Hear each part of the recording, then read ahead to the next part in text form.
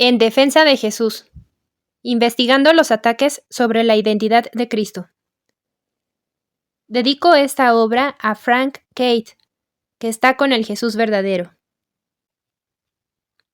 Lee Strobel. Introducción. La búsqueda del Jesús verdadero. Una buena parte de la historia del cristianismo se ha dedicado a domesticar a Jesús, a reducir a este personaje escurridizo, enigmático y paradójico a dimensiones que podamos aprender, entender y convertir a nuestros propósitos. Hasta ahora, tales intentos no han funcionado. Andrew Greeley, sacerdote católico. ¿Puede alguien mostrarme al verdadero Jesús? De la canción de la banda de rock canadiense Down Here. A primera vista, no había nada anormal en el cementerio Evergreen de Oakland, California. Allí estaban las acostumbradas hileras de lápidas, algunas adornadas con flores, otras con pequeñas banderas norteamericanas que ondeaban sacudidas por el suave aire invernal. Deambulé un rato entre las tumbas y pronto llegué a una suave ladera en la que, como guardiana de un amplio prado de hierba, encontré una solitaria lápida con esta sugerente inscripción: en memoria de las víctimas de la tragedia de Youngstown. Bajo la hierba de aquel prado descansaban los restos de más de 400 californianos que se habían dejado seducir por el persuasivo atractivo de Jim Jones, autoproclamado Mesías, y le habían seguido a las junglas de América del Sur para construir un paraíso de armonía e igualdad racial. Profesando su credo de amor e igualdad de oportunidades, y seducidos por su carisma y elocuencia, pusieron toda su fe en este seductor visionario. Su pretensión más audaz fue creerse la reencarnación de Cristo, el verdadero Jesús. Deseando poner en práctica la doctrina de paz y tolerancia de Jones, los peregrinos llegaron a una remota selva tropical de Guyana solo para darse cuenta, al cabo de un tiempo, de que éste estaba construyendo un infernal enclave de represión y violencia. Cuando un congresista norteamericano y un grupo de periodistas que les visitaron amenazaron con denunciarle, Jones ordenó que les tendieran una emboscada y les mataran antes de que estos pudieran regresar a su país en un avión privado. Acto seguido, Jones dio la infame orden que le haría famoso. Todos sus seguidores habían de beber de un ponche preparado con cianuro. Para administrar el veneno a los niños, utilizaron jeringuillas. A quienes se negaron, les mataron a tiros. Pronto, entre hombres, mujeres y niños, más de 900 personas agonizaban bajo el sol abrasador y Jones ponía fin a su propia vida con un disparo en la cabeza. Los cadáveres de 409 víctimas, más de la mitad de los cuales eran bebés y niños, fueron repatriados a California en sencillos ataúdes de madera y sepultados en el cementerio de Evergreen. Durante los casi 30 años que han pasado desde la tragedia de Youngstown, muy pocos han ido a visitar ese lugar. Aquel día permanecí largo rato en respetuoso silencio, mientras sacudía la cabeza pensando en el tremendo sinsentido de esta pérdida. Una idea cruzó por mi mente. Las creencias tienen consecuencias muy reales. Estas víctimas creían en Jones, suscribían su utópica visión, hicieron suyos sus dogmas, pero en última instancia la verdad es esta: el valor de la fe depende exclusivamente de aquel en quien se deposita. ¿Quién es Jesús? Si buscas el término Jesús en Amazon.com, encontrarás 175.986 libros. Y sí, ahora uno más.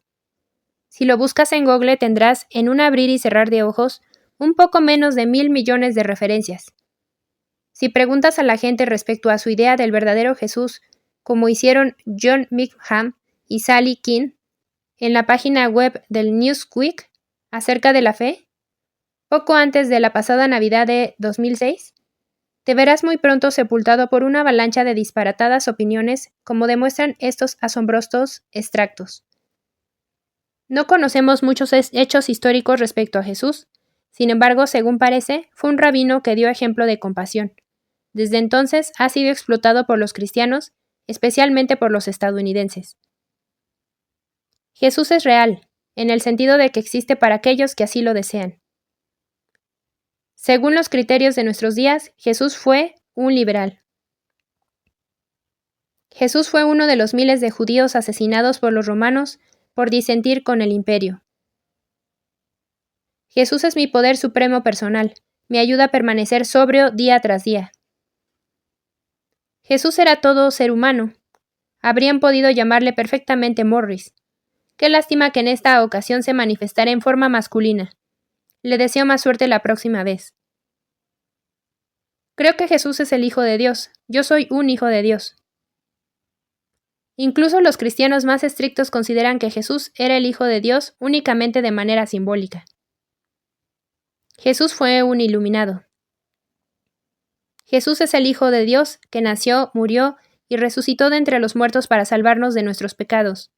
Hoy sigue vivo y ha de volver a la tierra de nuevo. Ni siquiera está claro que Jesús fuera un verdadero personaje histórico. Las leyendas en torno a él, un Hijo de Dios que nació de una virgen, hizo milagros y resucitó de entre los muertos, eran relatos muy corrientes en el Oriente Antiguo. Los mitos acerca de Jesús ni siquiera son originales. Jesús es más o menos igual de real que Santa Claus, el ratoncito Pérez o el rey Arturo.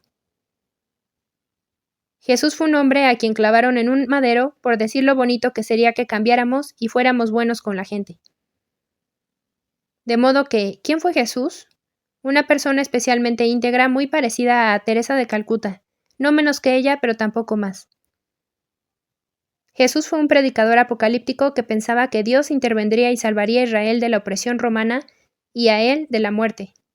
Dios no hizo ninguna de las dos cosas. Jesús murió desilusionado y eso es todo. Cualquier otra cosa es fantasía.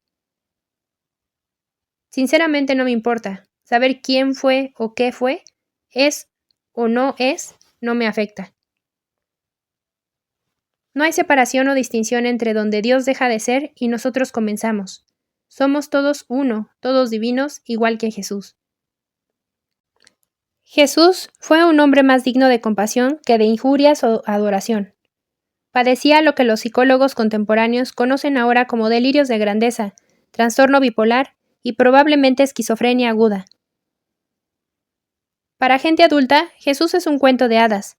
Lamentablemente es un cuento de hadas que lleva a la gente a bombardear clínicas, menospreciar a las mujeres, denigrar la razón y abrazar la avaricia. Cualquier conducta puede justificarse cuando tienes a Jesús como pasaporte a la eternidad. ¿Quién fue Jesús? Un profeta apocalíptico que se equivocó y lo pagó con la muerte. Debería ignorársele, no celebrársele. Como puedes ver, después de 2000 años no podemos decir que haya precisamente un gran consenso respecto al fundador del cristianismo. Todo el mundo pretende que su Jesús es el real, el único Cristo auténtico que no ha sido pervertido por la sociedad secular o las instituciones religiosas. Dijo Chris Sue Jentroff, que escribe para Slate y el New York Times. El surgimiento de Jesús como programador informático en la película The Matrix muestra cómo puede ser reinventado para cualquier época, incluso futura. Se ha dicho que Jesús era un intelectual que fue soltando breves aforismos, un cínico mediterráneo que lideró una banda itinerante de proto-hippies, un feminista andrógino y embajador de Sofía, la encarnación femenina de la sabiduría de Dios, un inteligente farsante mesiánico, un mago homosexual, un revolucionario entre los campesinos y un maestro de judaísmo zen. Le preguntaron a un filósofo, ¿quién pues fue Jesús? ¿Fue acaso un hasid itinerante o santón, como proponen Gesa Vermes y A. N. Wilson? ¿O quizás un cínico campesino judío, como alega John Dominic Crossan? ¿Fue un mago que se esforzó en descarriar a Israel, como sostiene el Talmud? ¿Fue un autoproclamado profeta que murió desilusionado, como sostuvo Albert Schweitzer? ¿Fue un personaje del primer siglo cuyos supuestos milagros y divinidad fueron simples mitos o invenciones de la iglesia primitiva, como sugieren David F. Strauss, Rudolf Bultmann y John Hick? ¿O acaso, como afirman los evangelios, fue el Cristo, el Hijo del Dios viviente? A lo largo de la historia, aquellos que han investigado a Jesús han descubierto a menudo exactamente a quién querían encontrar. En otras palabras, dijo Charlotte Allen en The Human Christ, los buscadores liberales encontraron a un Jesús liberal, los deístas a un deísta, los románticos un romántico, los existencialistas un existencialista, y los liberacionistas a un Jesús activista. ¿Es posible encontrar al verdadero Jesús? Esto depende de cómo respondas a una pregunta más fundamental.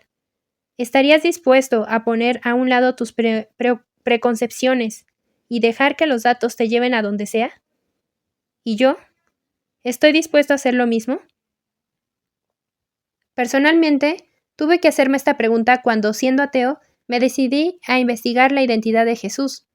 Y en días más recientes, y ahora ya como cristiano, tuve que hacer frente de nuevo y directamente a esta cuestión cuando se me plantearon 6 potentes desafíos capaces de menoscabar todo lo que había creído acerca de él. No tan rápido. Si me hubieras pedido mi opinión acerca de Jesús cuando era el editor jurídico del Chicago Tribune, te hubiera dado una respuesta categórica. Sí existió, fue sin duda un profeta agitador que se vio enfrentando a los dirigentes religiosos y políticos de su tiempo. Las reivindicaciones con respecto a su divinidad fueron, sin duda, inventadas por sus seguidores mucho después de su desafortunada desaparición. Como ateo que era, excluía cualquier posibilidad de un nacimiento virginal, milagros, la resurrección o cualquier otro elemento sobrenatural. Fue la conversión al cristianismo de mi esposa, que era agnóstica, y los cambios positivos que se produjeron en su carácter, los que me estimularon a utilizar mi formación jurídica y mi experiencia en el periodismo para adentrarme sistemáticamente en la búsqueda del Jesús verdadero.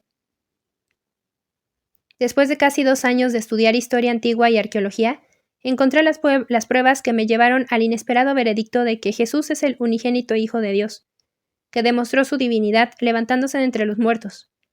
No era precisamente el resultado que estaba buscando, pero sí la conclusión que creo que demandan las pruebas. Para la redacción de mi libro El caso de Cristo, en el que volví sobre mis antiguos pasos y amplié algunas cuestiones, me senté con respetados eruditos, doctorados por Brandeis, Cambridge, Princeton, la Universidad de Chicago y otras respetadas instituciones académicas, y les acribillé con las difíciles preguntas que me habían desconcertado en mis tiempos de escéptico. Salí aún más convencido de que las pruebas acumulativas establecían la deidad de Jesús de un modo claro e inconvincente. Pero no tan rápido. Aquel libro se publicó en 1998. Desde entonces, el Jesús del cristianismo histórico ha estado bajo un creciente y feroz ataque. Sirviéndose de las aulas universitarias, los libros de gran divulgación e Internet, tanto eruditos como autores de divulgación pretenden desacreditar al Cristo tradicional. Tales autores captan la imaginación del público con retratos radicalmente nuevos de Jesús, que guardan poco parecido con la imagen que ha venido abrazando la Iglesia durante largos siglos.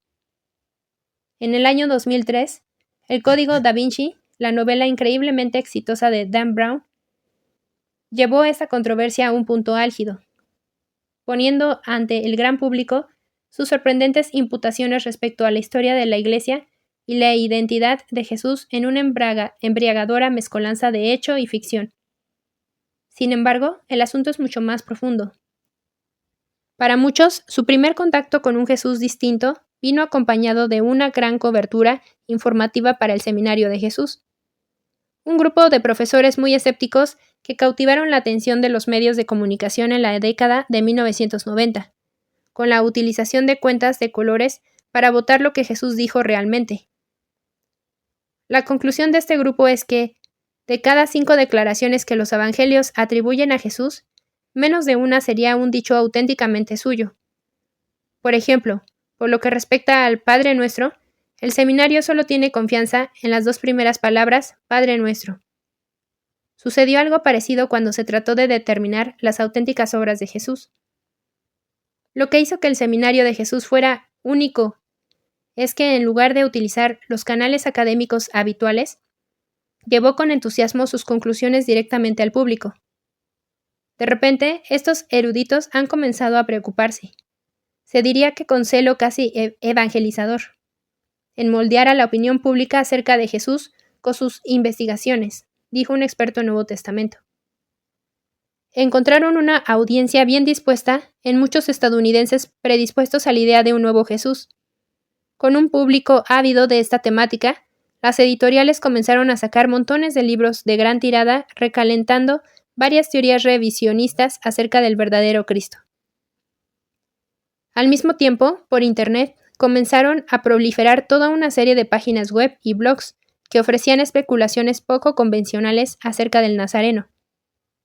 Como fenómeno equiparador de oportunidades, la Internet no distingue entre los eruditos rigurosos y concienzudos y los chiflados y falaces, dejando a los navegantes de la web sin un filtro fiable para determinar lo que es fidedigno y lo que no.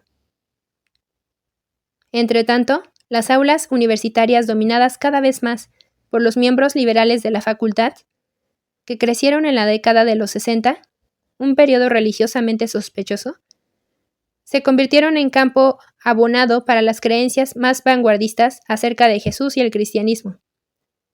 Según un estudio de referencia del año 2006, realizado por profesores de las universidades de Harvard y George Mason, el porcentaje de educadores ateos y agnósticos que enseñan en las universidades norteamericanas es 3 veces mayor que en el conjunto de la población. Más de la mitad de los profesores universitarios creen que la Biblia es un libro antiguo de fábulas, leyendas, historias y preceptos morales, en comparación con menos de 1/5 parte de la población en general que tiene esta opinión. En los últimos años han surgido de este entorno 6 importantes desafíos del punto de vista tradicional de Jesús. Tales críticas están entre las objeciones más poderosas y difundidas que se dirigen en contra del cristianismo y que circulan actualmente por los canales de la cultura popular.